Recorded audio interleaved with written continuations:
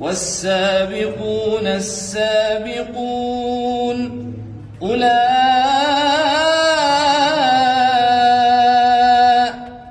المقربون في جنات النعيم ثلة من الأولين وقليل من الآخرين على سرر موضونه متكئين عليها متقابلين يطوف عليهم ولدان مخلدون بأكواب وأباريق وكأس من معين لا يصدعون عنها ولا ينزفون وفاكهة مما يتخيرون ولحم طير مما يشتهون وحور عين كأمثال اللؤلؤ المكنون جزاء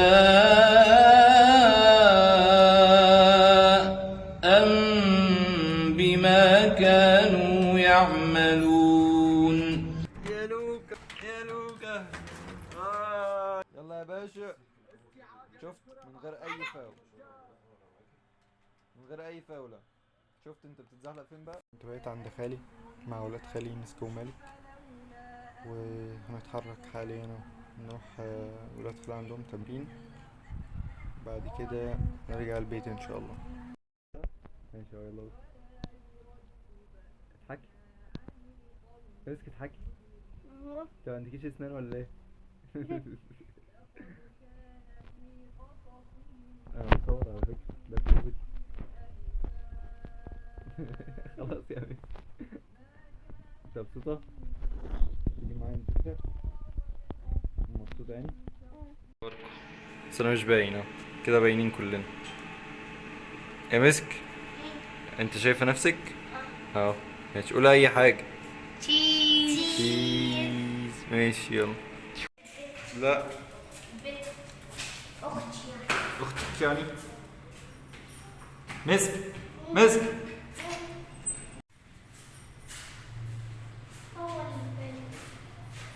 بسرعة قبل ما مالك يجي بسرعة.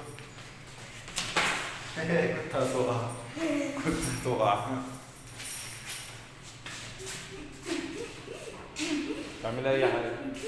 تشيز. بطيخ. بطيخة. بطيخ.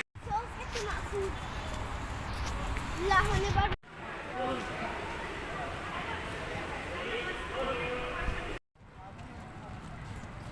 الجو هنا ظريف في النادي. الواحد بقالي كتير اوي مجاش نوادي، والاطفال والاطفال وهي بتتمرن شكلها عسل اوي، بالذات هما نازلين حمام السباحة يعني اللي هو في الحر ده. جو يستحق ذلك. مسك قوليلي رياضة ايه دي؟ رياضة ايه دي؟ دي رياضة ايه؟ دي رياضة ايه؟ تنس. صح، شاطرة يا ابني. استنى يا ابني، تحس ان انت بتجري كده يا بالي، صح؟ تحس ان انت بتجري كده، تحس ان انت بتجري كده، صح؟ بس بقى الطلوع بقى صعب. الطلوع بقى صعب مش زي النزول. انت نازل اسهل، تحس ان انت البتاع بيجريك كده. ايوه. لكن وانت طالع لا. فين مسك؟ شايفها؟ شايفها؟ انا شايفها اهو. يا اختي قمر، ايه العسل ده يا ولاد؟ انا مش شايفها، انا بحاول اعمل زوم عشان اجيبها. زوم؟ عملنا زوم وجبناها. والله انا شفتها.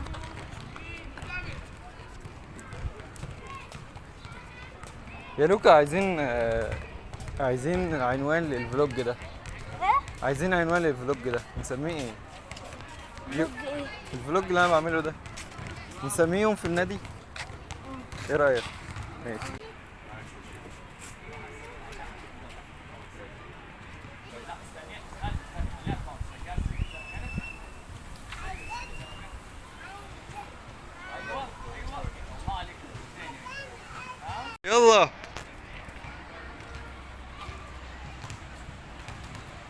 يلا يا حبيبي، يا حبيبي يلا، يلا يا حبيبي، يا حبيبي يلا. انت حلو كده ماشي. ايه يا عم المية دي يا عم؟ دول شوية صغيرين خالص. طعمس. ما صغيرة شوية خالص ايه ماشي.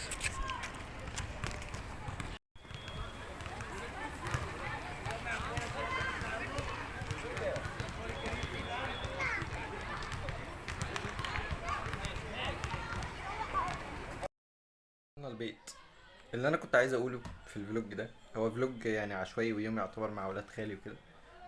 بس ده يخلينا نقول ان هم اذكى مما تتخيل. هم حرفيا اذكى مما تتخيل. انت فاكر ان هم اطفال؟ يعني ممكن بقى ان انت تعاملهم بطريقه طفوليه جدا، ممكن في نسبه كبيره قوي تعاملها بطريقه طفوليه، لكن هم اذكياء، بيفهموا. لو انت كلمتهم عن حاجه ممكن يفضلوا فاكرينها. يعني انا كنت بقول لهم شويه فوازير كده، ما شاء الله اللهم بارك، كانوا بيحلوا. لا وبال فاكرين الفوازير دي. في السن الصغير ده تتحفر حاجات كتيرة قوي معاهم. بيفضلوا فاكرين حاجات كتيرة قوي. بيفضلوا عارفين مين كان بيلعب معاهم من هم صغيرين، ومين ما كانش بيلعب معاهم وكان مطنشه، مين كانوا بيحبوه ومين لا. فحاول دايما ان انت لو عندك اطفال صغيرين او عندك انت اب ربنا رزقك بولاد، حاول ان انت تكون دايما مصدر الفخر ليهم.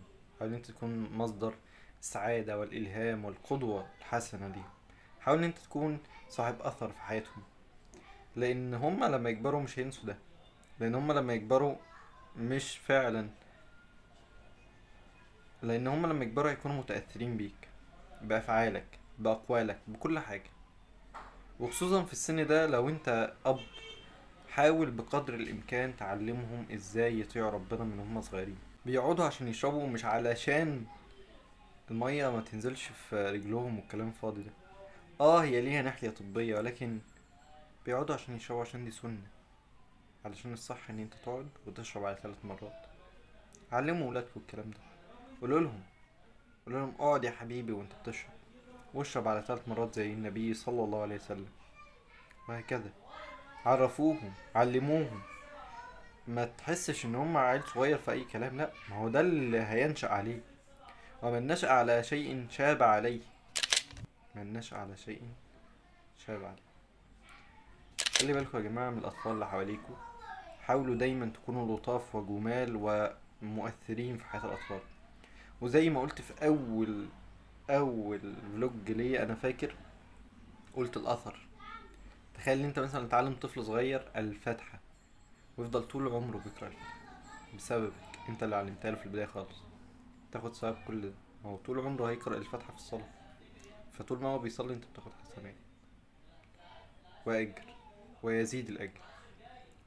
فما تستهونش بان هم صغيرين او ان هم اطفال او كده. وحاول دايما تكون مؤثر في حياتهم، وعاملهم كأنهم فعلا فعلا فعلا ممكن يكونوا سبب لدخولك الجنة.